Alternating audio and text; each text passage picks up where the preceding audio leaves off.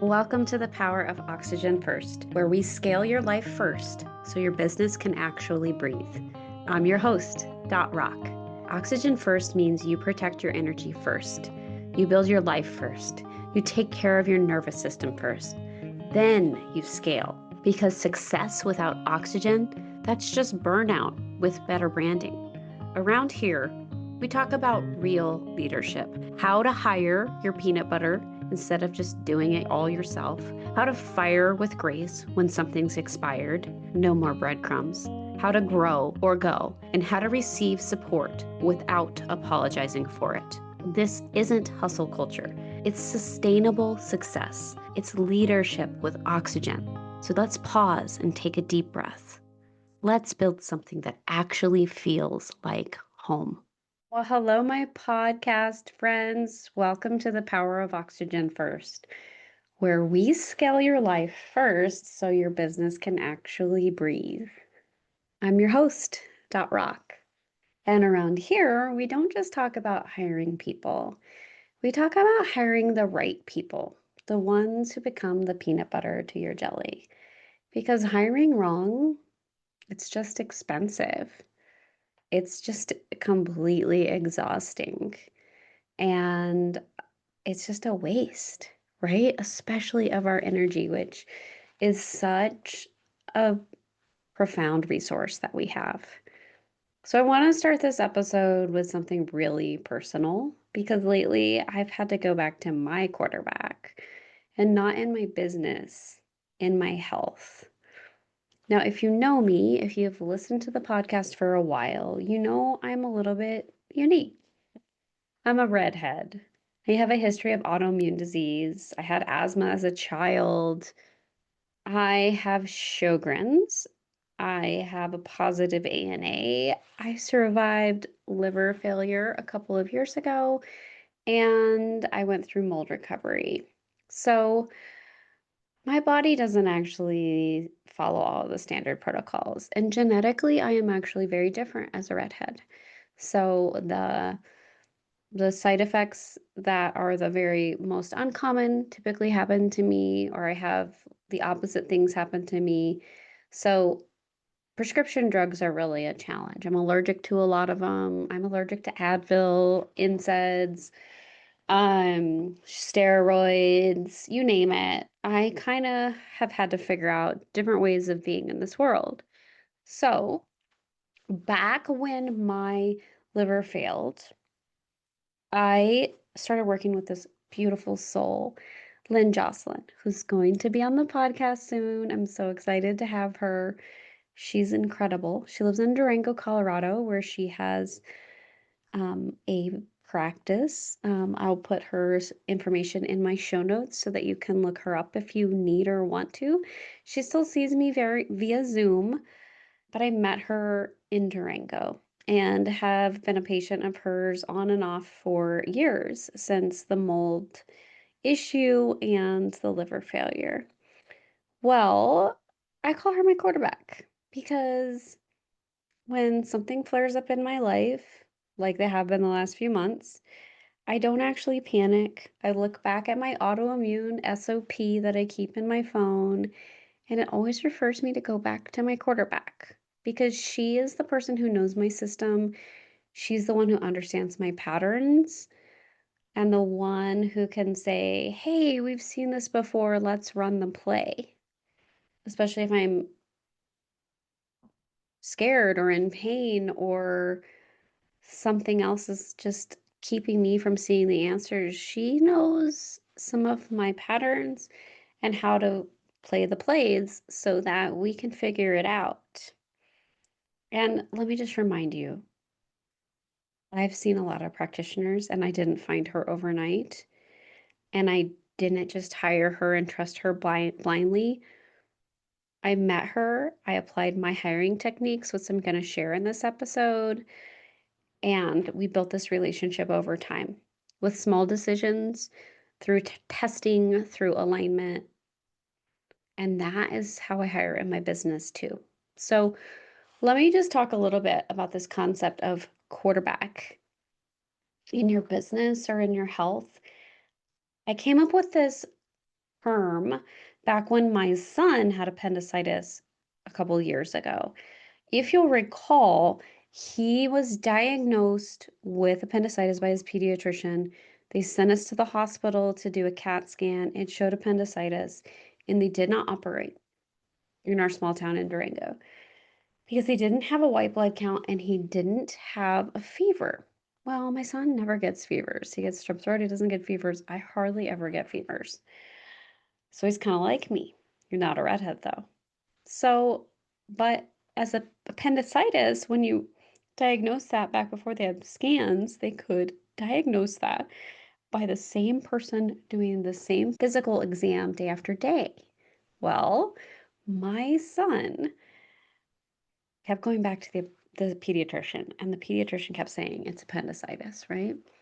And then instead of sending us back to the Durango hospital, he sent us up to Denver to go to Children's Hospital. They did scans again. Appendicitis is what it said, but still no white blood count, no fever. But he was crumpling. He was getting sicker and sicker. After a week, they didn't operate because no white blood count and no fever. He didn't follow the typical pattern. But I kept advocating for him. And finally, I knew in my gut we had to go back to the quarterback. We had to go back to the same physical exam. He's the one who would fight for us, run the play, and help us figure out what to do. Drove back all the way to Durango. That 6.5 hour drive probably took 9 hours because there's a lot of vomiting when we have appendicitis patients and over a mountain pass. My son already has all kinds of car sickness stuff, which is a lot better since his appendix has been removed, by the way. We went back. We did the same physical exam. And if you'll recall, the dog got kidnapped in the middle of that. That's an episode to go refer to if you've forgotten those. But he's the quarterback. He's the person we go to. He's the one who knew my son. And eventually, my son saw a surgeon in Durango right when we got back. He immediately took us in to operate. Immediately. He, within an hour, had that appendix out of my son's body, and we were in recovery mode, right? So it is so important to have these quarterbacks in our lives. And I really believe you can have one of these quarterbacks in your business. Because here's the thing. Hiring is not about filling a role. It's about finding someone who can just eventually become that quarterback in your world. I call it the PB&J formula, the peanut butter to your jelly. How to hire the peanut butter to your jelly. No, you're not hiring your clone, you're not hiring your opposite, but your complement. Because peanut butter by itself, I think it's dry. And jelly by itself, it's pretty messy. But together, they're magic. And if you think of how Elvis treated it, he also fried that sandwich, added mayonnaise and bacon, and maybe even pickles, I can't remember, but he made it his own. So I want you to think about hiring the peanut butter to your jelly and maybe making it an Elvis Lake sandwich because Len Jocelyn in Durango is definitely the peanut butter to my jelly. And I didn't hire her out of urgency. I knew at the time I needed to find someone to look at my body in a different way. At that point, after liver failure, after all that stuff, I just knew someone needed to pause and listen and go through the process with me. And boy, did she get to know my body. And I can't wait for you to meet her. She'll be on the podcast soon. But I wasn't, in an acute situation when I hired her. It wasn't out of urgency. Now, yes, did I want to feel better? Like you wouldn't believe. It's why I was willing to pay a monthly membership and get somebody in my court and start taking tests that weren't covered by my insurance. You guys, it was time to take real control, and sometimes that's a monetary investment. But that is often the case in our businesses, true too, right? Because if we hire not out of urgency, not out of overwhelm and not just based on resumes that look good on paper, we can actually hire the peanut butter to our jelly. Because here's the truth, a resume doesn't tell you if you can breathe next to somebody. And that's why my framework comes into play. So when I hire, I always look at two things that are the most important to me. And I apply this in all hiring situations. I applied this back when I was hiring babysitters for my son. I apply this when I hire a cleaner.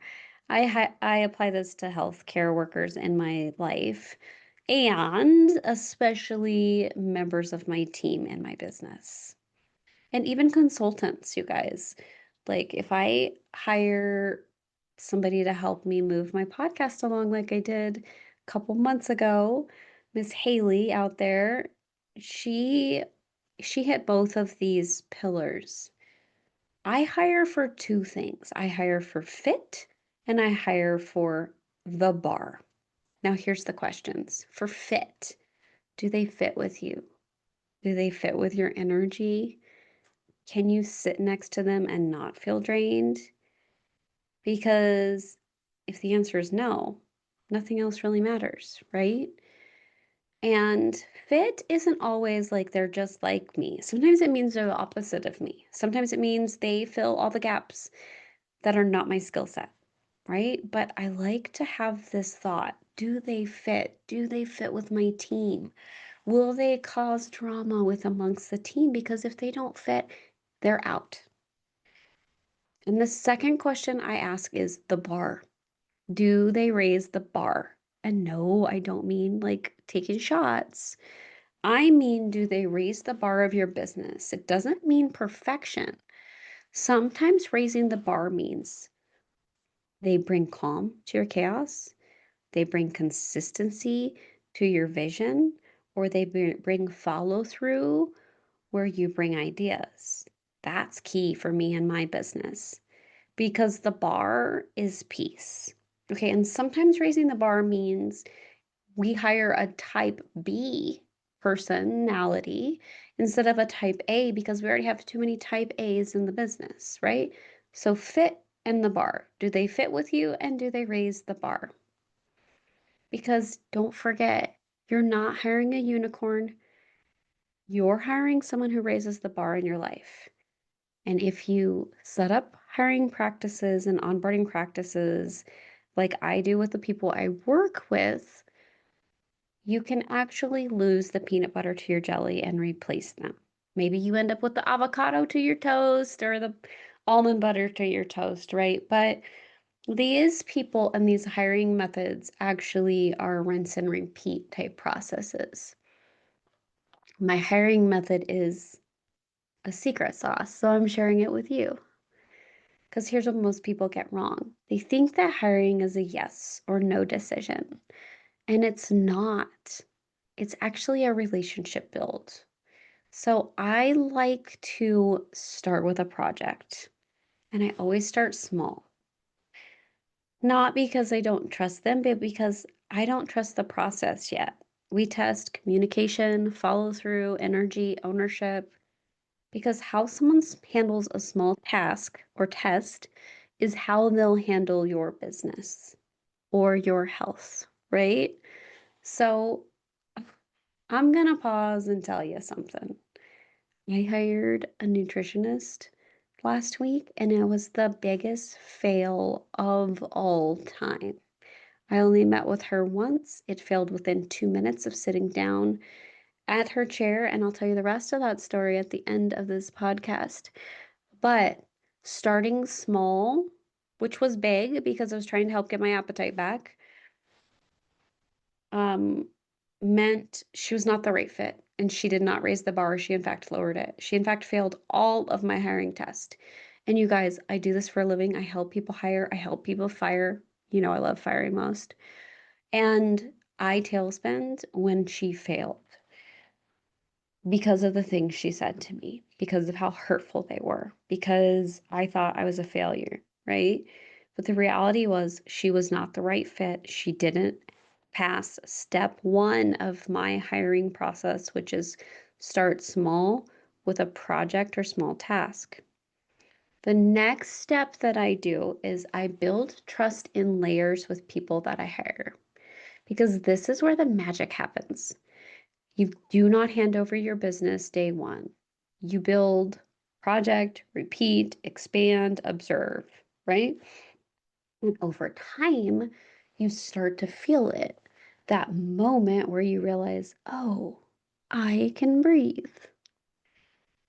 Next, I really watch how people handle mistakes. So I just hired a new virtual assistant, you guys, and she's amazing. I already know she's going to be able to handle it because she has a lot of experience. She came highly recommended from friends that are rocking it in their business. And I can already tell just by our interactions and by how many people I've hired that she's the right fit for me. And then she definitely raises the bar. So these handoffs, they're happening really fast. But I already can see the way she handles mistakes or miscommunication is not with ego.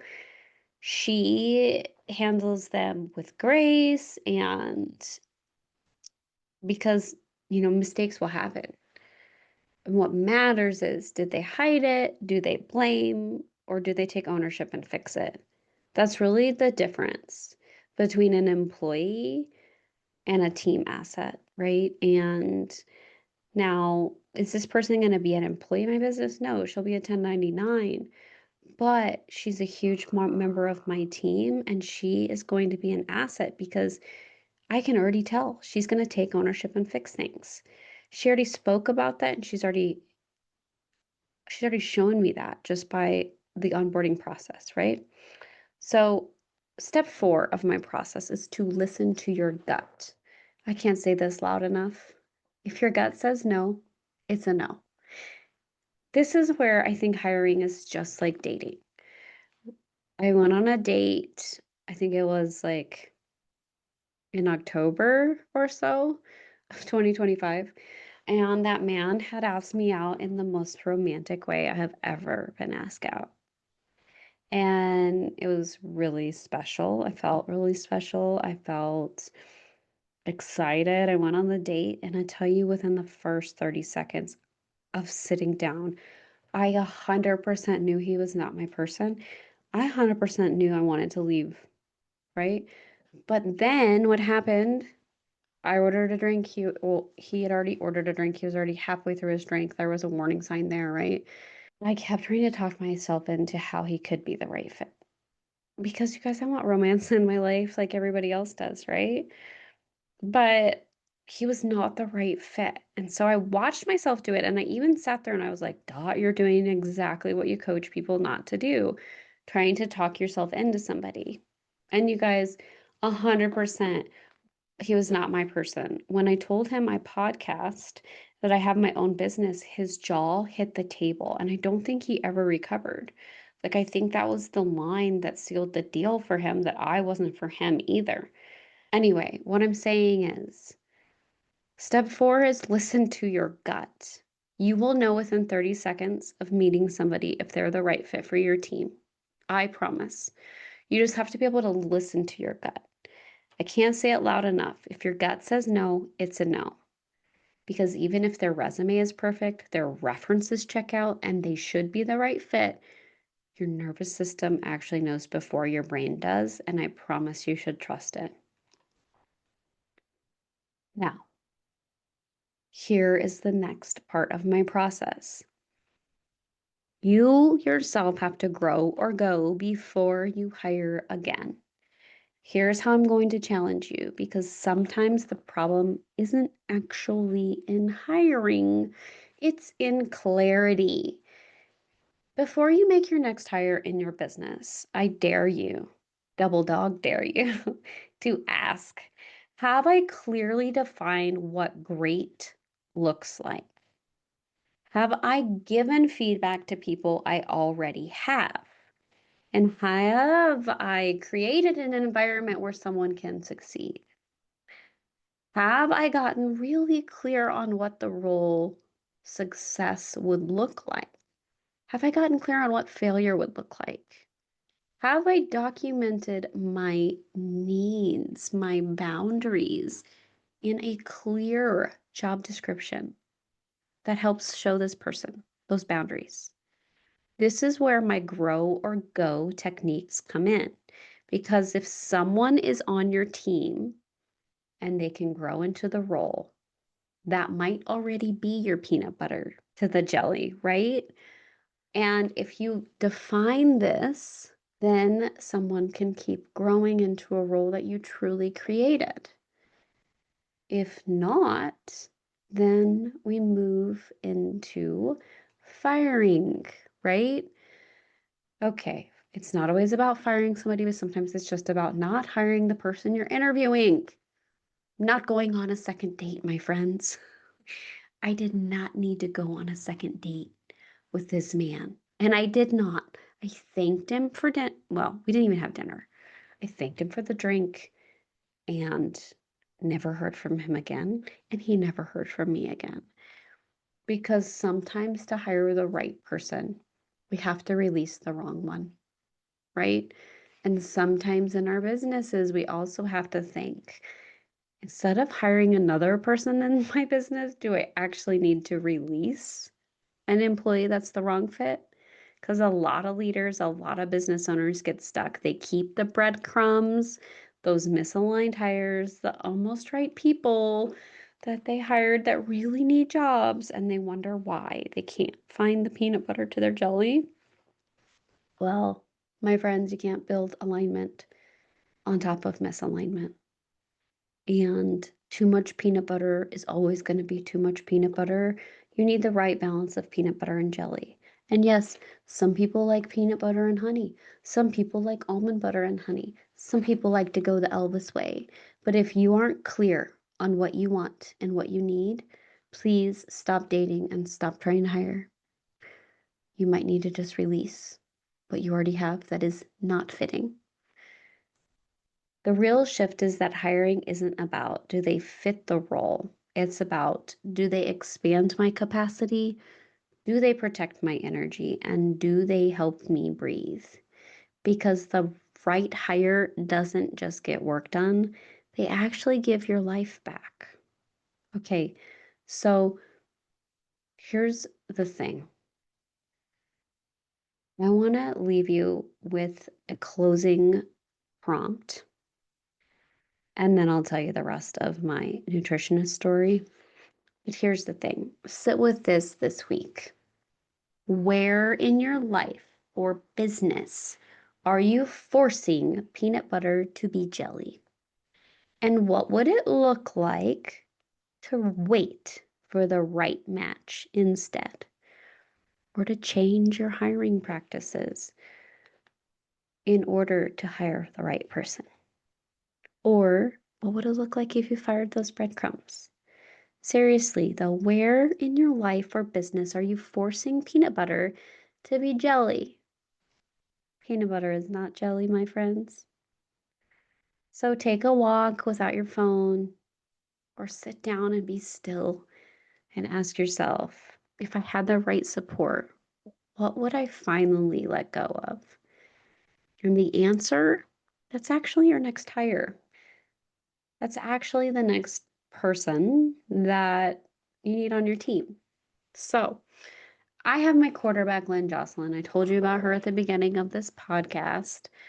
And I returned to her a couple weeks ago because I've been having these bladder spasms for a bit.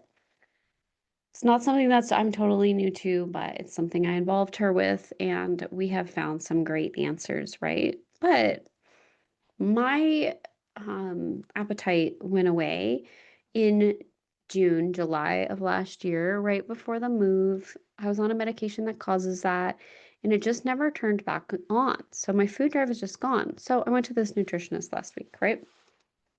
I was really excited. I sat down, and within 30 seconds, I knew she wasn't the right fit. Right away, she diagnosed me. She goes, "You have an eating disorder." And I looked at her like, wait a second, you haven't met me, you haven't asked me any questions. Why is this woman judging me? Right? And she says, have you ever heard of ARFID, avoidant restrictive food intake disorder? You have that. That goes hand in hand with IC, the bladder spasms that I'm having. And I'm like, whoa, whoa, whoa, wait, lady, I haven't had IC symptoms in like 8 years, maybe even longer. And IC is a diagnosis of exclusion. It means they don't really know what the F is going on with you, right? So it actually turns out for me, it's been hormone imbalance. And as we're getting that under control, Lynn and I, my quarterback, I'm feeling so much better. And as we get that under control, I'm actually getting my appetite back. And my bladder's not spasming anymore, you guys. So I went back to my quarterback and she knew the answer. But meanwhile, I sat down with this nutritionist who told me I have an eating disorder. She told me I'm malnourished. She told me that um, this happened because of IC. It happens in 80% of IC cases. And she went on, and I kept looking at her and I kept saying, like, whoa, wait, but my appetite went away 9 months ago, way before I had these symptoms. She didn't listen to me. And I kept trying to make her the right fit. I went away, you guys, and I cried on and off for a day. Now, I'm not a crier. I'm kind of a doer. I'm kind of a sweep it under the rugger. I'm just one of those people who tries to stay efficient and deal with it later. But this shook me to my very core. Being diagnosed with a food disorder, right? Now, did she have a couple of good tips that will help me? Sure. Was she more hurtful than helpful? Yes. I hope no one else ever goes and sees her. It was a terrible experience. But for me, one of the best parts of this experience was that I know exactly what to do.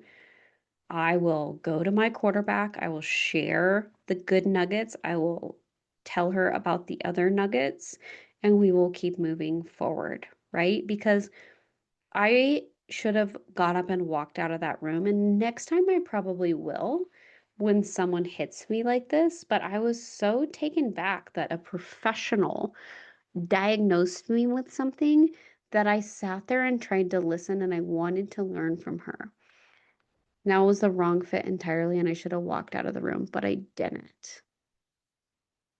But it made me think about recording this episode so that you could think about returning to your quarterback, figuring out what the right support is for you so you can let go of these jerks that try to pop in and tell us how to live our lives. Because I don't have an eating disorder.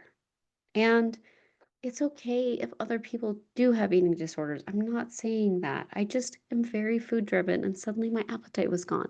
It wasn't right that she was saying that about me. And then, by the way, the write up that she sent me went on to talk about how much weight I have lost, how malnourished I am. I mean, I'm not malnourished, my friends.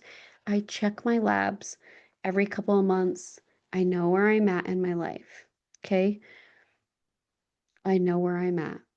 And she was wrong. And it's too bad because it was really hurtful. But at least I recorded a fun podcast for you about finding your own quarterback and the peanut butter to your jelly. So, again, if this conversation is hitting, you're going to love what's coming next. Pretty soon, I'm going to have a couple of episodes where we talk about what it would look like if you hired your own chief energy officer in your business for your business. I train chief energy officers. They're people who don't just support your business, but actually protect your energy inside of your business. Because remember, you don't need more hands. You need the right pairing. Fire the peanut butter, fire the breadcrumbs, and build a business that actually lets you breathe. I'll see you next week. Until next time, I'm sending you so much love and lots of deep breaths. This conversation reminded you that you don't have to do it all alone. That's your cue. Go download the free Support and Breathe Return on Investment Calculator at rockconsulting.com. It's a quick, slightly eye-opening way to see how much time, money, and energy you could reclaim with the right support. And remember, support does not always mean hiring. Sometimes it's a simple ask. Sometimes it's a boundary. And sometimes it's finally letting someone be your peanut butter. If something in this episode resonated, please come tell me. I'm on Instagram at @dot_rock_, and I genuinely love hearing what lands for you so I can create more of them. And remember, your energy is your greatest asset. Protect it, invest in it, and always put on your oxygen mask first. I'll see you next week.